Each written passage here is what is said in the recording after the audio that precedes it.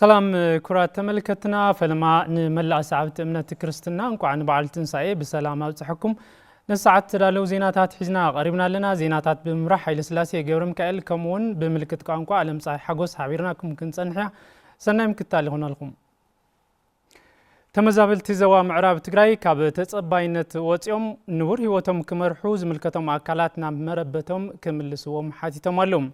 أتوم تمزابلتي نزبلو ببعل هافتي زرقو قبر ليوانس بعل تنسائي مقنيات بمقبار أبا سبع كارين نتمزابلتي انقدوت مساحة بستا قبر اللوانيو نتصاب يورساليم قبر مدهن سلامويت قبر أملاك بمخنيات بعل تنسائي بعل هافتي زرقو قبر ليبانوس نتمزابلتي انقدوت مساح جيروم بعل هافتي زرقو قبر ليبانوس أبس قاين مكران زرقو تمزابلتي نام مربطو من خملسو كلهم زملكتهم أكالات كسرحي قباء إلهم حزب معراب تفانقر أبكين دائميها كل تقرواي قوالات تزيمة شوغن بفلايغن حزب معراب أبتفانق الكوينكم أبشجر كوينكم سلته علو لكم ناي مودة أتاجز أخواني لكم يزمنا حزبكم رأيبوا قدام النتيجكم كعالز حزبزي كاب كيندان كاب شجرن كم توسوا بعلملو تسفى يوم وانا كايد سراح حجر سبكات زوبا مغلا ملعك برهان قبر سلاسة حشا تمزابلتي نابجز منكم اللسو كله ببعقمون كحجز صويعهم عدنا في الملس بقال تناجرونا بصحفه تفرمو دقاقيمه تسفاقيرو جن عالم زي فصملنا أو شجر إنها لنا شجرنا خلنا واح أرز قبر اللو جزية أحواتنا نصيبهم كمقاوي عيلاب دكتور زرو قبر ليبانوس كالوتم تمساسالي لزهز بزي أبرحوقنا بقربان زلو وزوص حلو እግዚአብሔር አምላክ ዝቃል ዝይ ይقبلو أبي مانون يقومون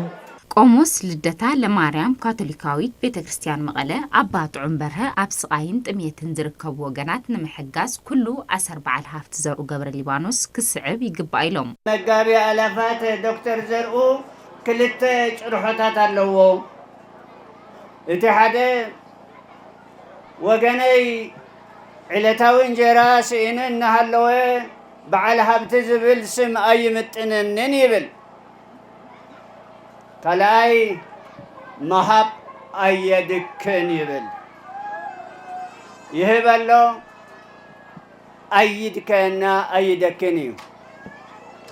كالوتون ناتو أبنت نايتو تكالو أبنت كسعبو بزي سواعتنا نقرب ترجم تنسأي تصفى محداس يمو تصفى خنقرص يبلنان اغزابير كم زفت عملنا دما نأمن زبلو دما وانا صحفي حبرت وانجيلاوين أبيات كريستيان تجراي وانجيلاوي محرت أب برهان أيوم ناي تنسأي ترجم نبعلو ناي محداس تصفى ناي محداس أتحساسبا ناي محداس حساب يمو اتي زموت تصفانا دما لما عنتي بزي تنسأي زي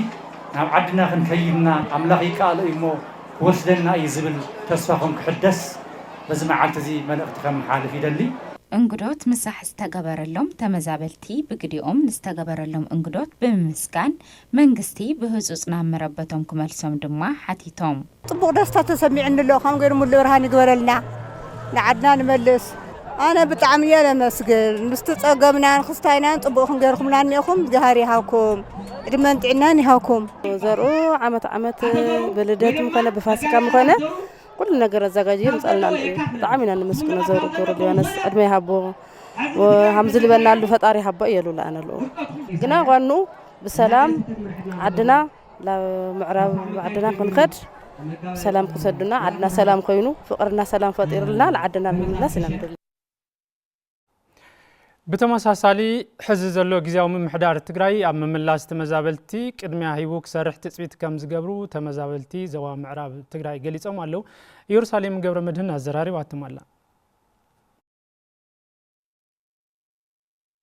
بريزيدنت غزياو ممحدار تግራይ ليتنال جنرال تادس ورده نتختلت امنت كريستنا نبعل تنساب زحلف وملእኽቲ ተመዛበልቲ ኣብ ዘለውን ተጸኒሖም ዝኸፈ ህዝባዊ ህልቂት ክፍጠር ስለ ዝኽእል ክምለሱ ዝኽእሉ ንምምላስ ዝጸንሑውን ውሕስኖም ተሓልዩ ክኸርሙ ክንሰርሕና ምባሎም ይፍለጥ ኣብዚ ጉዳይ መልኪትና ዘዘራርብናዮም ኣብ ከተማ መቐለ ሰብዓ ካሬ ተዓቂቦም ዝርከቡ ተመዛበልቲ ዞባ ምዕራብ ትግራይ غزياو ممحدار تግራይ ካብ ቃል ብዘለለ ተጀሚሮም ዘይተመልኡ ምምላስ ተመዛበልቲ ቀዳምነት ይው ክሰርሓሉ ትጽቢት ከም ዝገብሩ يقلصم ودو ورده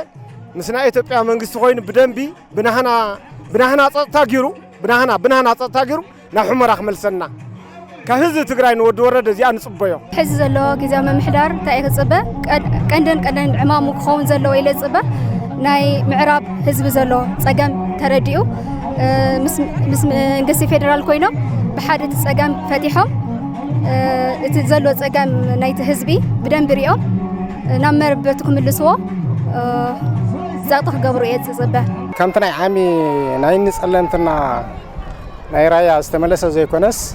ድሕንነቱ ብዝተሓለወሉ መንገዲ በቃ ኣብ ዘሎ ናይ ጸጥታ ኩነታት ተረጋጊዩ ኣብ ዘሎ ናይ ቦምባን ካልኦት ነተክቱን ዝበሃሉ ኣብ ሕርሻ ይኹን ኣብ መኖርያ ይኹን ኩናት ዝተኻየደሉ ቦታ ስለ ዝኾነ ድሕንነቱ ብዝተሓለወ ተመልሽስ ገልጣዕታ ዘይብለሉ መንገዲ ንክምለስ غزياو ምሕራር ትግራይ ክሰርሕ እየዝላው بقلطفنا مربتنا بزي مملاسنا قداي موتن سقاي نخون لنا زبلو زم وكانات كل زملكتو اكل ام مملاس تمزابلتي تامتا غيرو كسرح يغبا يلوم هزيون شماغلي يكون عبي يكون منس يكون كله بزعبا نايدي تفانقالاي اب حصير غزي كيدو افريو زربحلو منغدي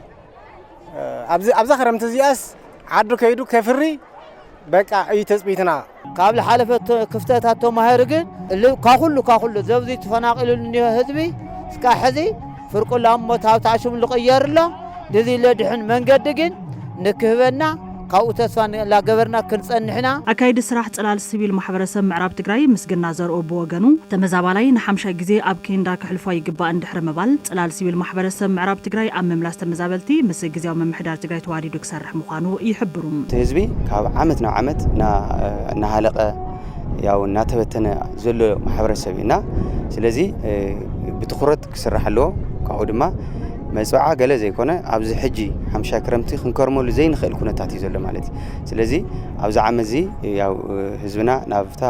ገዛና ኸድና ናብ መረበትና ንምለሰሉ መንገዲ ክመቻቾ ክኽእል ኣሎ ክሕገዝ ከም ጽላል እውን ከም ትካል ክሕገዝ ዝግብኦም ነገራት ተሃልዮም ያው ክንሕግዘሉ ንኽእል ዕድላት እውን ስለ ዘሎ ንሕና እውን ኣብ ጎኑ ኮይና ኩሉ ክግበር ዝግብኦ ነገር ህዝብና ናብ መረበትካ ዝምለስ ቃልስና ያው ኣበርቲዕና ክንቃለስ ኢና እንደሊ ማለት እዩ حربኛታት ውጋት ተጋድልቲ መጉዳትና ቀልጢፉ ከሐዊ ፉሊ ቆላሕታ ክግበረልና ይግባይሎም እቶም ውጋት حربኛታት ነዝበሉ በመኽንያት በዓል ትንሳኤ በማህበር ምትሕጋዝ ተጋድልትን ካልኦትን እንግዶት ምሳሓብ ዝተገበረሉ ዋንዩ ገብረ መድህን ተወልደ መድህን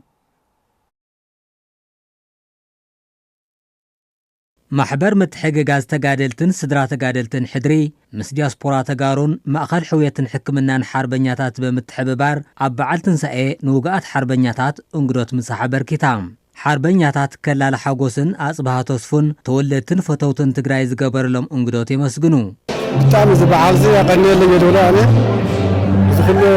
عين عرب بركض جنزة قاطر مسليت مساحنا خوان قد ورنا سليت غير أنا بتعمل مسجون خير سلي داسكورا قبل لو صرح ميت إثراش حوم حرب عليه قصام لا تحت ولا لا أنا بمخارم ما يقدر يذكرنا ساتر بمذكرهم أنا بتعمل مسجون خير وسايكولوجيا ورؤوس أوزل له نخيج قدا بعق من الدرجة مسح انقدت خنقبر لنا يوم يوم مساحة ليلهم عندي زقورنا بصوت تقارلتي بتعمي إذا محور حدري بشوم كم توكالي نايز قبي بشم تقارلتي كمسكن الدلي يعني اللي እቶም ሓርበኛታት ዛጌድ እኹል ሕክምና ብዘይ ምርካቦም ኣብ ጸገም ብምህላዎም ዝምልከቶ ኩሉ ሓገዝ ክገብረሎም ይጽውዑ ብጣዕሚ ብዙሕ ጸገማት ኣለና እዩ እቲ ጸገማታው ሕክምና ኢልካ ሕክምና ይብሉ ንፈርጽ ሓፍና ዳ ውጭ ብገንዘብና ንኸድልካ ኣይሰዱ ኣብዚኣ ተዓፉን ብሙትዩ መዳም ትክክል ኣይኮነ ሕክምና ናይ መንገጋት ዝሓዙ ሰባት ኣብ ውጭ ዓዲ ትኸዲኦም ተባሃሎም ሓዙ ተርፎም ቶም ገንዘብ ደይብሉ ተርፎም ሰብ ገንዘብ እውን ሸግሮም ኣለዉ ኣብ ሓዘን ኣብ ቆዘማ እዩ ዝምህራ እኳ ትጋራ ንኹ ተስፋ ግን ዓይኒ ብርሃን ትግራይ የዛን ፋዛሪ ለካ ከይተበስ በቃ በውሽጣ ውሽጥ ግን በቃ ተዓምተና ተዓፍና ዛአካል ጉዱ እዚ ምእንተ ዓዱ ምእንተ ህዝቡ ምእንቲ ምርበቱ ኢሉ ኣካል ጎደለ ተጋዳላይ ስለ ዝኾነ ክሓውዝ ዝግበኦ ውግእ መዓት ኣለና ሰኣን ሕክምና ሰኣን ገንዘብ ግን ገሊኡ ሕልውሉ ዝነበረ ዓይንቱ ገሊኡ ያው ርእሱ ገሊኡ ጋሩ ነርብታት ተታሒቱ ተጠሚዱ ዘሎ ተጋዳላይ معالتي بناخد معالتي بزخدو ياو نالمسه سلا زخيد حزون تقدر زي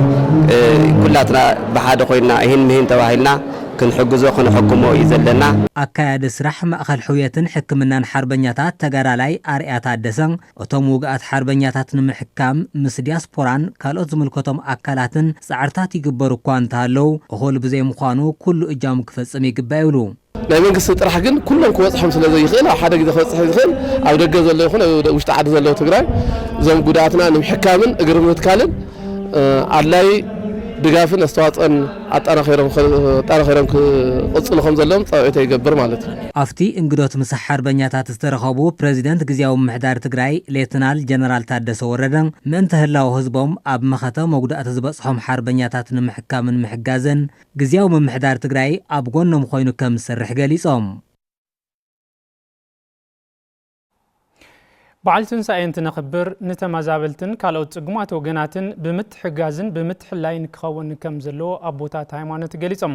በዓል ትንሳኤ ጸገማት ትግራይ ተፈቲሖም ትንሳኤ ትግራይ ዝገሃደሉ ናይ ፍቕርን ሓድነትን ክኸውን ኣቦታት ሃይማኖት ሰናይ ትምኒቶም ገሊፆም ኣለዉ ሕዚ እውን ገብረ ምድን ተወልደ ምድን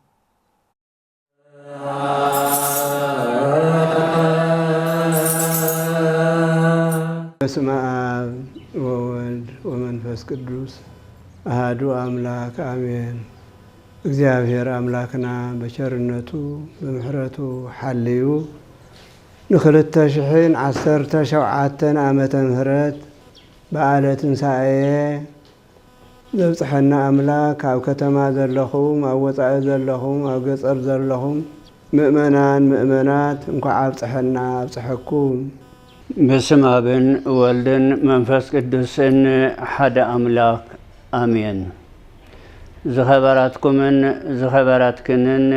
حزب እግዚአብሔር بحبار بفلايكع حزب كريستيان انقع نبعلة تنساء فاسقا كالتشحن عسرت شوعة أمة مهرات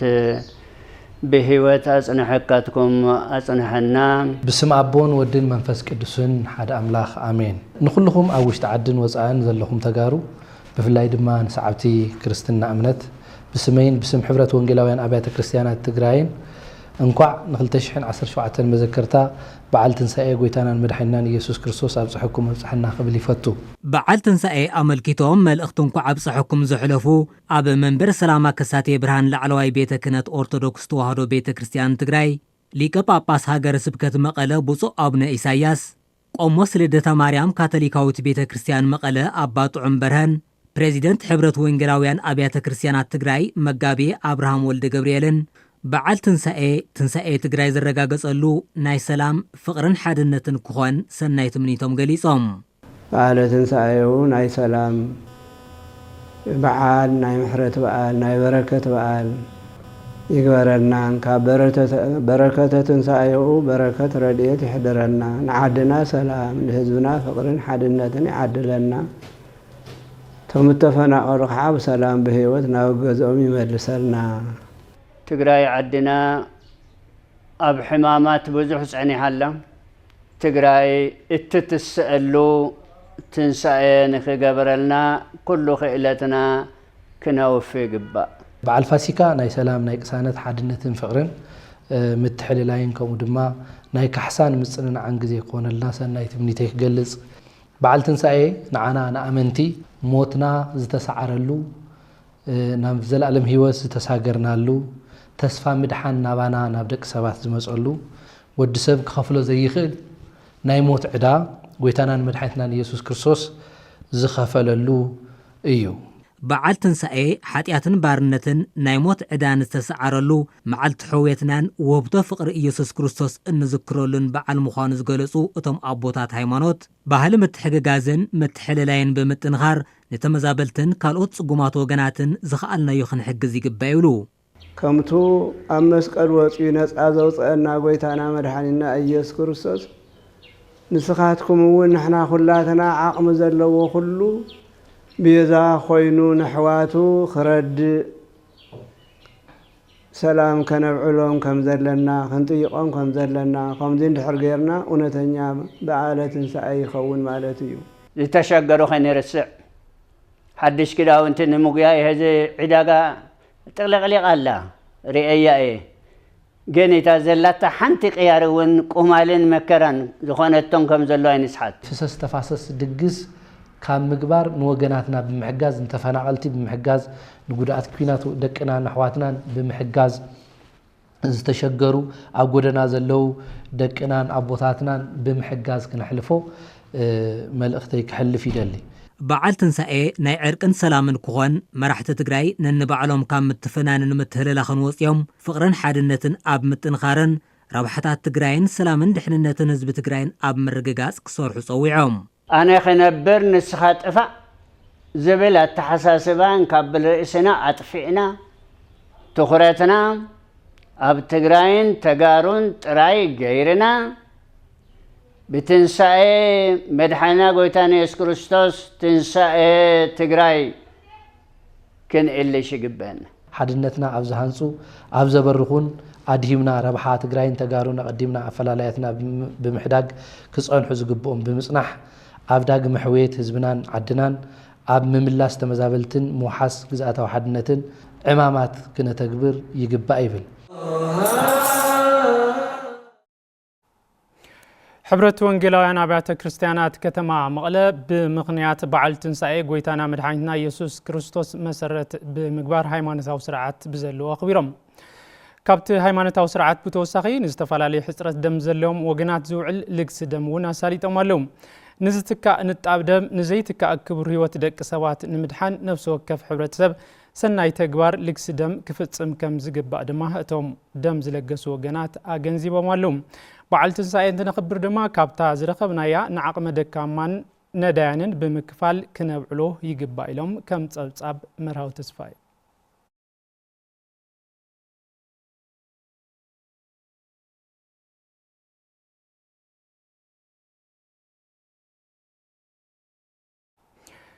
በዓል ትንሣኤ ዘሎ ንዘይብሉ ብምሕጋዝን ብምርድዳእን ኣማኒ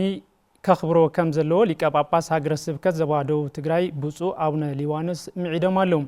ብፁዕነቶም ንመላእ ኣመንቲ ኦርቶዶክስ ተዋህዶ እንኳዕ ንብርሃነ ትንሣኤ ኣብፅሐኩም መልእኽቲ ኣመሓላሊፎም ንጸብጻብ ሃብቱ ብስራት ገብረ መስቀል ኪሮስ ኣካድ ስራሕ ሃገረ ስብከት ዞባ ደቡብ ትግራይ መጋቢ ሐዲስ ዕንቁ ባሕሪ በዓል ትንሣኤ ሰዓብቲ እምነት ኦርቶዶክስ ተዋህዶ ካብ ሓጢኣት ናብ ጽድቂ ንምእታው ንስሓ ዝኣትውሉ ክቡር በዓል ብምዃኑ ኣመንቲ ነቲ በዓል እንተኽብሩ ካብ ፈሰስ ተፋሰስ ብምዕቃብ ንጽጉማት ወገናት ብምሕጋዝ ከብዕልዎ ከም ዘለዎም ይገልጹ። ትንሣኤ ወይ ፋሲካ ካብ ዝብል ዝመጸ ቃል እዩ። ምሽግጋር ማለት እዩ። ካብ ሞት ለህይወት ካብ መርገም ለበረከት ካብ ሓጢኣት ናብ ጽድቂ ካብ ገሃነመ እሳት ላብ መንግስተ ሰማያት ካብ ሲኦል ላብ ገነት ዝተሸጋገርናሉ ካብ ዲያብሎስ ግዝኣት ናብ እግዚአብሔር ኣምላክ ዝተመለስናሉ ዕለት እዩ እሞ ከምዚ ዓበይቲ መዓላት ክመፁ ከለው ጥራሕ ከይኾነስ ኩሉ ግዜ ክንተሓጋገዝ እዮም ቅዱሳት መጻሕፍቲ ዝእዙዝና ኩሉ ግዜ በብከባብና በብጎረቤትና በብቀጠናና ዘለው ጽጉማት ንፈልጦም ኢና። ስለዚ ንሶም ክንሕግዝ ክንተሓጋገዝ ክንተሓላለ ክንረዳዳእ እዩ ቅዱሳት መጻሕፍቲ ዝእዙዝና ማለት እዩ። ከምቲ ልሙድ ኣብዚ ክቡር በዓል ህዝቢ ትግራይ ነንባዕሉ ብምትሕጋዝ ትእዛዝ ፈጣሪኡ ክፍጽም ይግባእ ይብሉ መጋቢ ሐዲስ ዕንቁ ባሕሪ። ሃምለ ትንሣኤ በዓል ድማ ናይ በኩረ በዓላት ናይ ኩሎም በዓላት ዋና መጠቃለሊ በዓል ዓብይ በዓል ተባሂሉ ዝፍለጥ በዓል ስለ ዝኾነ ስለዚ ኣብዚ ሓዝኖም ክውዕሉ ኣይግባይቶም ነዳያን ተኻፊልካ መብላዕ ማለት እዩ ተኻፊልካ ብፁእ ዘይለብል ኣለ ነዳይ ወመስኪን ካብ ዝኮን ከሎ ኣብቲ ድኻን ኣብቲ ምስኪን ዝኾነ ሰብ ልብ ኣስተውዕሉ ዝሕግዝ ሰብ ብጣዕሚ ብፁእ እዩ ይብሎ ቅዱስ መጽሓፍ ማለት እዩ እምለትኪት ያድህኖ እግዚአብሔር ካብ ክፉእ መዓልቲ ድማ ያድህኖ ትጽቡቕ ምግባርስ ትንደዳያን ምሕጋዝስ ነቶም ደካመታት ምሕጋዝ ኣለኹም ኣይዞኹም ኣይትሕዘኑ ተኻፍልና ንዑሊና ኢልካ ተኻፊሉ ምውዓሉስ ንበረኸት እውን ይኾነ ኢድቲ ሃፍተን ሊቀ ጳጳስ ሃገረ ስብከት ዞባ ደቡብ ትግራይ ብፁእ አቡነ ሊባኖስ ጾም 4 ተዛዚሙ በዓል ትንሣኤ ኣማኒ ኣብ ዘኽብረሉ እዋን ጎይታ ኢየሱስ ክርስቶስ ምእንተ ወዲ ሰብ መስዋዕቲ ከፊሉ ትንሣኤ ዝተረኸበሉ ዕለት ብምዃኑ ኩሉ ክርስቲያን ተኸባቢሩን ተፋቒሩን ብምትሕጋዝ ከብዕሎ ከም ዝግባእ ይምዕዱ ትንሣኤ እግዚአብሔር ኣምላኽና ካብቲ ነበርናዮ ግርናተ ዲያብሎስ ነፃ ላውፅአና ናይ ነፃነት በዓልና ዓብዪ በዓልና በኽረ በዓላትና እሱ እዩ 5500 ዓመት ረግፁ ገዚኡና ዝነበረ ነፃ ላውፅእ ዝወፃእናዮ ነፃ ላውፅአና ደሞ ፈጣሪና መድሓኒትና ኢየሱስ ክርስቶስ እዩ ሞ ስለዚ እዚ ውሌታ ምፍፃም ብዓመት በዓለ ትንሣኤ ነኽብር ኣለና ተናኸብር ተለና ክርስቶስ ባዕሉ ሓምዱ ኣዘዘና ተፋቀርና ተኸባበርና ሓሲብና ፈጣሪና እታ በዓልና እታ ነፃነት በዓልና ናኸርና ብትሕትና ድለዉ ድኻታት ዝወድቑ ምልዕል ደብሎም ጠንቃቕ ደብሎም ሒዝና ሰብስብና ሃምቲ ታልመጠት ነፃነትና ነኽብረሉ በዓል ንሱ እዩ ብጆኖሳይዳዊ ኩናት ካብ መረበቶም ተመዛቢሎም ኣብ ዳስን ኬንዳን ኮይኖም ብፀሓይን ቁርን ይሳቀዩን ዘለዉ ወገናት እውን ምሕጋዝ ኣገዳሲ እዩ ይብሉ ብፁእ አቡነ ሊባኖስ ጳጳስ ካቶሊካዊት ቤተ ክርስቲያን ዓዲግራት ብፁእ አባ ተስፋ ስላሴ መድን ኣመንቲ ክርስትና በዓል ትንሣኤን ተኽብሩ ካብ ሕሉፍ ብዝበለፀ ብምትሕላይን ብምድግጋፍን ከብዕልዎ ይግባእ ኢሎም ሚክያስ ታፈረ ዋዲድወሎ ከም ስዕብ ክቐርብ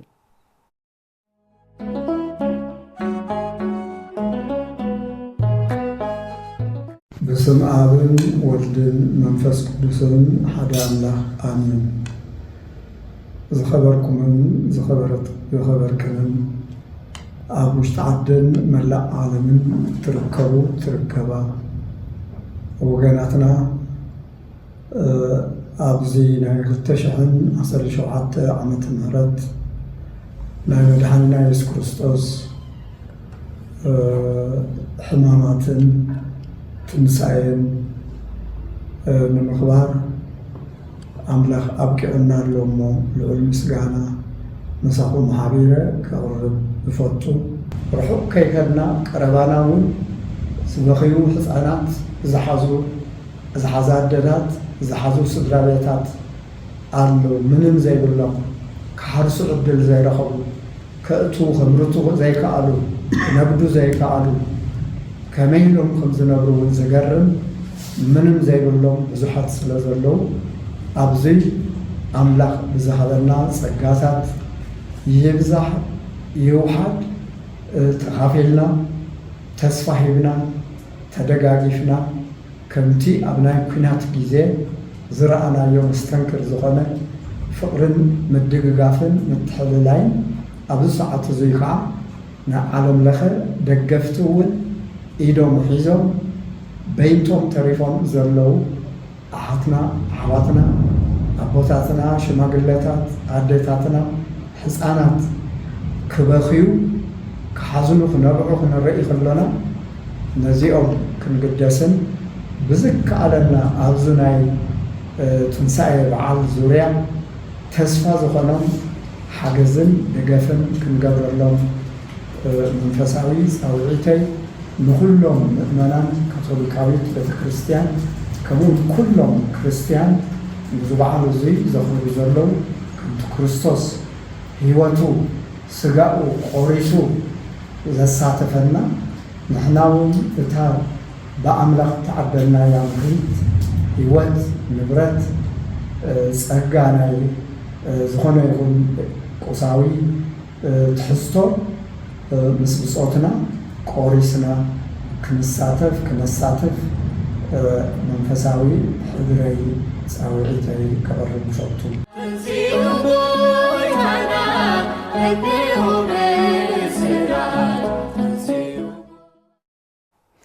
ኩራት ተመልከትና ነሰዓት ኖርና ዜናታት ዛዚምና ደጊምና ርሑስ عود عمتي يخون لكم مس كالو تحسسات تلفزيون تقرأي كن حدقكم سنة جزء سلام